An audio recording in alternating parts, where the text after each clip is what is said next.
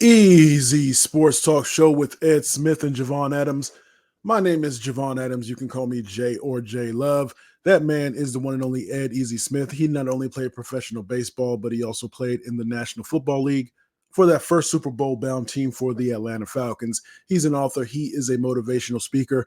My man, Ed Smith, what is good, my brother? Happy hump day, my brother. Oh, my goodness. I cannot believe we are almost at the end of October, heading into November, man. It's almost turkey time. You realize that? Yes, it is. Yes, it is. It'll be here before you know it, and then it ain't gonna be at my house this year. It ain't gonna be at my house this year, so it's all good. You got a reprieve. That's all to the good. Yes, indeed. Yes, indeed. So we do this thing 3 times a week: Monday, Wednesday, and Friday. So make sure you tell a friend about what we have going on here. Before I get into, because I want to get into this World Series matchup, shameless plug, a couple shameless plugs, because it's our platform and we can do what we want. Yo, make sure if you haven't listened to the new project, I got a new project out. It's called MC Sessions. MC, not EMCEE, but MC Sessions. Wherever you listen to your music, go ahead and get it. Also go to jlove.bandcamp.com, jlove.bandcamp.com. If you type in MC Sessions on wherever it is, you'll be able to pull it up. So it's an EP, really great project. I'm really proud of it. So make sure you check it out. The folks that have listened to it have hit me up and let me know they enjoyed it. So you do the same. Go to jlove, that's jluv.bandcamp.com to download it. Or if you want to just stream it and share it with friends, I do appreciate that as well. So Ed, let's get into it. The World Series is set. It doesn't start until Friday. And the World Series has been set since, what is it? I want to say Saturday. Saturday is when I think everything was Sunday. When everything is finalized. I imagine it's because of all the moving parts with television partners and such that you have to have all those days. But it makes me wonder about the buzz, the energy, the momentum that maybe dies down just a bit. But it is the World Series. We have the Dodgers and the Yankees that are facing off. Your thoughts, because you've been really plugged in and dialed in since that slug through the 162 ended, and you've been locked in with the playoffs. Well, it's funny. Let's look at it from this perspective, Jay. I don't look at any regular season baseball. As soon as the playoffs hit, I'm locked in. And I actually said to my son the other day, "Man, I miss baseball because I've been that into all the series and everything." Right? Think about this though, because baseball is every day. We get so used to it, and they have travel days mixed in there and stuff like that. We get so used to the couple games here, they have a quick off day, but then we got the other side of the series, the American League. So we don't have any days off from it, right? Do you realize when the NFC and AFC championships are decided, we have a 2-week break before we get Super Bowl Sunday, right? This is true. Yeah. So I think the difference is we see it every day from baseball, then it just stops because it's a week. It's actually only 5 days if you think about it, 5-6 days. So I think we're just trained by our minds because we see it every day, and then all of a sudden it's just like cold turkey, it goes away. But in reality, like I said, we get that 2-week window with the NFL, and we don't have any football coming out, so it's just a different way to look at it. From my perspective, this has been and it has ended up being the ideal matchup when you got the two behemoths, the two gargantuans getting ready to go at it, Yankees and Dodgers, both of them number 1 and 2 in terms of World Series titles in the history of the game, and you got some of the biggest stars in our generation.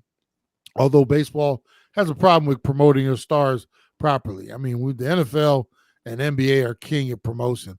Baseball, they get lucky when it falls in their lap, like Shohei Ohtani, and Aaron Judge. But they should have these guys. I mean, they should be like shoving them down our throat, even when they're not on the World Series. Just through the course of a season and even the off season, we should see the guys out there and doing that. They just don't do it. Okay, whatever. Anyway, this matchup to me is what baseball is all about when you talk about spending that money, right? Both these teams are tops in terms of their payrolls. different ways they go about it, because the Yankees just throw everything out there in the front. The Dodgers have figured out a way to get everybody to take money on the backside. So, different approaches, but same ending. and still have a really good farm system as well. Yeah, exactly. And I think with with all these stars in this game, what you hope is everybody shows up. You don't want to see anybody, and that's the part that's difficult with the break, because baseball is a game of rhythm and timing, and you take these guys out of their routine. They've been playing every day for through all these series and everything. Then you get to a point where they got almost a week off. The first couple games could be a little sluggish. Pitchers might have the advantage, but in the end, I don't know if you're going to be able to hold either one of these teams down as far as keeping runs off the board, especially when the Dodgers. And I swear, Jay, I hope they don't pull another one of those bullpen games. Those are so disheartening to me. I hate those things.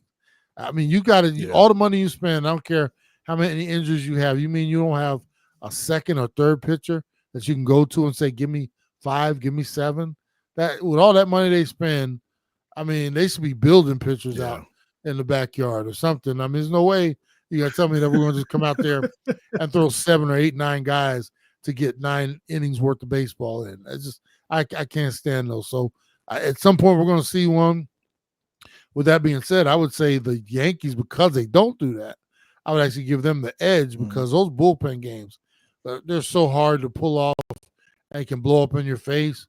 And, we'll see. But I'm really excited about this series getting ready to kick off for real. What about the argument that the Dodgers, they just seem to be so locked in, have firepower? When you look at the most recent series with the Mets, I mean, they're, even when they lost, I heard one argument, and I think that there's some validity to it. They still played at 6 runs, and they just have that ability to be so explosive offensively. Yeah, but I think they have met their match, though, in terms of fire against fire. I mean, the Yankees, you can say the same thing. Judge has not even had what you would call an explosive postseason, but Giancarlo Stanton and Juan Soto is still that dude, man. He has made himself so much money in these playoffs. I mean, they're going to be fighting for him like you can't imagine. But this might be an instance where, the Dodgers, you've met your match in terms of, can we stand up and go toe-to-toe in the middle of the ring? I think the Yankees can very well do that. Other teams, you spotty, spots in your lineup that, you can't always count on. But the Yankees, I'm telling you, from 1 to 9, they're just as good as the Dodgers, if you ask me. So this is all going to come down, in my opinion, this is when you talk about this much offense, it is going to come down to pitching. Who has that, reserve left over, and that might be all. It might be who has the better starting pitching, and I would say that the Yankees do. So we'll see. But as much as where everybody thinks it might be a slugfest, this might turn out to be a couple of 3 to 4 and 2 to 1 ball games. You never know. So before I ask who you have in the World Series, does when a game is on this type of stage, does it come down to the manager in terms of decisions that they make to either stick with a pitcher for an extra inning or 2, or going to the bullpen a little bit too soon? Because then if the game gets extended, then you blow out your bullpen for the next game. And that, does it come down to strategy and from the manager standpoint when the game is on this type of stage? I wish I could say it does, Jay, but unfortunately, we live in the day of analytics where these managers are driven by these sheets that get put into their hands. There's so many different rules of the game today that I didn't play with, meaning like with your pitching, starting pitching especially. Well, you can't let him go through the lineup 3 times. Man, if this dude is dealing, I mean, you got 5 innings, he's given up 2 hits, and those were both, broken bat singles. But no, the numbers say that the 3rd time through the lineup, and then they go out there and they get the early hook. And it's like, why? So I don't trust any of these new age baseball managers, because their hands are somewhat tied, because they're being told what to do by some, pencil pushing computer, finger tapping, dude in an office that's come up with all the analytics and everything. And it's taken the feel out of being a manager. There were times when a manager, you see a dude, just out there just rolling. You don't even talk to him. He knows you're not coming to get him. Now dudes are coming off the mound in the fifth inning looking to see where the manager is because if he's standing right there, obviously he's coming to get me.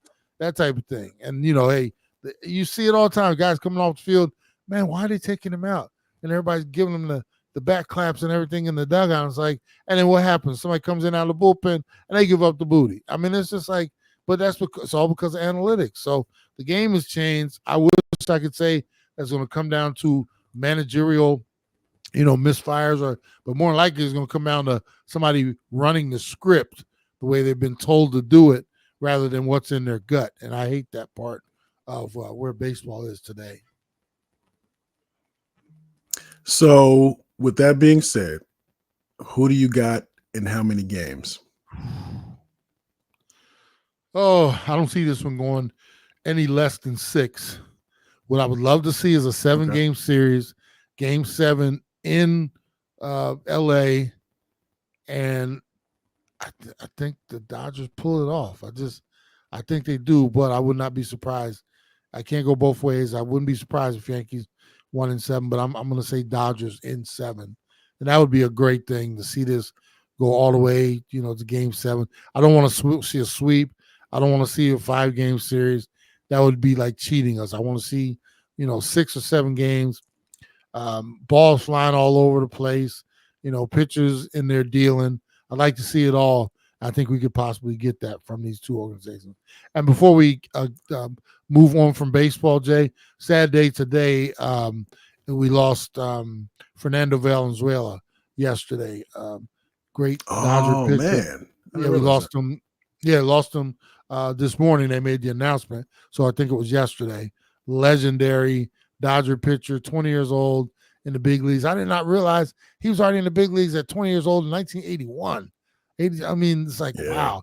And Fernando Mania, bro, and I lived through that, being a baseball fan and you being out there in California. I mean, it had to swallow you up out there. You were younger, but, man, I'm telling you, that Fernando, you talking about burning hot. He was like a meteor that crashed the earth and just exploded on the scene. And everybody, if you were a baseball person, everybody knew who Fernando was. He was appointment watching, and he burned fast, but he was, man, I'm telling you, sad day for the Dodger family and some other organizations as well. But yeah, we lost him. I just want to make sure we gave Fernando a shout. Only 63 years old too. Yeah. One of the things that I remember, because throughout baseball there have been those players that caught the national attention. So you can go through and name them. But that was, of course, I was only 6 years old, I believe, when he came to the major leagues. And I do recall that Fernando mania. And that's what really, besides, that's what made me understand what my grandmother was listening to when she would always listen to the Dodger games on her radio.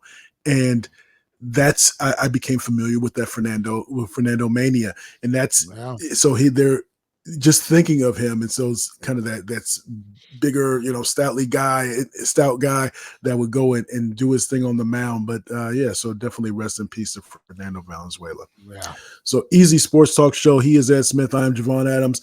Not only do we do this podcast, but we also have another podcast called Believe in the Arizona Cardinals, BLEAV in the Arizona Cardinals. So if you are not a Cardinals fan, but you know somebody who's an Arizona Cardinals fan, make sure you tell them about the podcast that we do. It's twice a week on Mondays and Thursdays. Mondays, we talk about the game that just ended and kind of give our recap. And then on Thursdays, we look ahead to the upcoming game and kind of break that down and give our projections as well. So again, Believe in the Arizona Cardinals, available wherever you get your podcasts. Just search BLEAV in the Arizona Cardinals.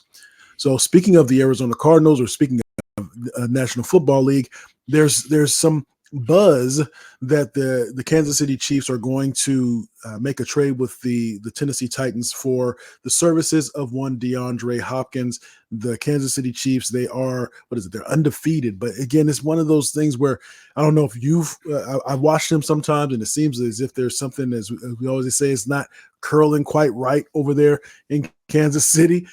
What do you think about this potential trade? Would somebody like a DeAndre Hopkins be able to maybe impact the Kansas City Chiefs as they look for back to back to back? I mean, it's a smart move by the Kansas City Chiefs. I mean, obviously D Hop is way past his prime. I think we had late prime D Hop here in Arizona, and since then he's moved on to a couple different places. Not the same dude, but you take someone like him who's hungry for one, gets out of a bad situation, you bring him over there and you incorporate him into your culture. This dude could be a second half monster in terms of, getting you some balls. And he's got a great catch radius too. You throw stuff up to him and he just goes and gets it. So you're giving the magician even more tools to work with, meaning Patrick Mahomes. And, that's what they need. They just, they are my dad, before he passed, he was called the makeover master. And he would take, like we'd have Thanksgiving dinner, bruh, and it was all said and done. Everybody had all the turkey has been picked apart to the point where you think there's nothing left. Everybody's got their to-go stuff filled, ready to leave. And my dad would go in that kitchen and take that carcass, bro, and he'd find a little meat here, a little here, and then he'd get some leftover stuffing, and he'd get some of this. And before you knew it, he had something put together, and it was like, damn, that was just, we call it the makeover master. He'd take the leftover white rice and turn that into rice pudding, stuff like that. And that's what the Kansas City Chiefs are kind of doing the same thing. They're going around. They're like, look, we got a bunch of, our parts are just falling off. We're getting hurt. We go out and get Hollywood Brown. Mama named Marquise. I'll call him Marquise. Marquise Brown. He gets hurt. They get all these, the Rashia, everybody going down. And they're like, well, let's go sample over here. They go get D-Hop. They go get a little something here. Man, that's going to be one pretty dish when they get it all said and done. And they're not doing anything stupid either, not mortgaging their future. They're just going out, hey, we'll give you a 4th round pick. D-Hop coming over here, get some use out of you. So I like the moves, and I think, if anybody can make it work, I hate saying it, it's Andy Reid and Patrick Mahomes, and all they're doing is solidify 6-0, and they have not looked good at all. So you've won all your games, have not even played your best ball, and still trying to figure it out. And I'd say, once again, if you're going to get them, you better get them now, because you mess around and let them get home field advantage through the playoffs. Now everybody's got to go through there, and it makes it that much tougher. Man, they're setting themselves up pretty to try to pull off this three-peat. Seriously. And is it safe to say that the defense for the Chiefs has been pretty much carrying them, or what would you think? Defense, I mean, they've turned into a defensive team that, it's hard to run against them. They defend the pass well. They get after the quarterback. And, and then what is crucial, Jay, is they figure out so many different ugly ways to win. They're not running the ball well. They're not throwing the ball deep with, any type of authority. They'll dink and dunk you to death. They lose, their running game. They go out to Kareem Hunt, who was a familiar face from their past. He all of a sudden looks like he's fitting in better there. Now you got to do going downhill. If you're not beating them up in the second half, they're going to figure out a way to keep it close or keep you at arm's length, where next thing you know, the clock says zeros. You look up and it's like, how the hell they just win that game? And that's all it's all about to them. They could care less about stats. To this point, Travis Kelce does not have a touchdown reception in the doggone season. Patrick Mahomes has more interceptions than touchdowns. He leads the league, I think, with 8 interceptions. And it's like, how are they doing this? They're still 6-0. So why message to the wise, the other teams, you got to figure out a way. Otherwise, they're going to be hoisting that trophy up again. And it's going to be, how the hell did they do that? How did they pull that off? And like I said, they're showing you right now by these little subtle moves going and filling these holes. And like I said, it's going to be interesting to see how long they go undefeated, because that's not really important to them, but how long they pull that off. And like I said, if they get home field advantage, we already saw Miami have to go there last year, and it was like a minus 280 degrees, and we saw how that turned out. So I do wonder though, and before we head out of here, is that so the defense seems to be playing with the purpose. We talk about that on Believe a lot lately. So they seem to be playing with the purpose. They are intent upon that. But I wonder on the offensive side of the ball, if the key players, I don't think Andy Reid is trying to just think that they're going to stroll into another Super Bowl. But if maybe Mahomes and possibly Kelsey were thinking, we got this. I mean, don't worry. We'll be there when it counts. And they're not doing the things to prepare themselves to be. Yes, they're winning, but sometimes a win can mask a lot of shortcomings, right? Or it's harder to be able to get a team to focus on all their deficiencies when they're winning, because they say, well, we won. Look at the scoreboard. We won. Don't worry, we'll get it right. Is there any of that you think could be at play?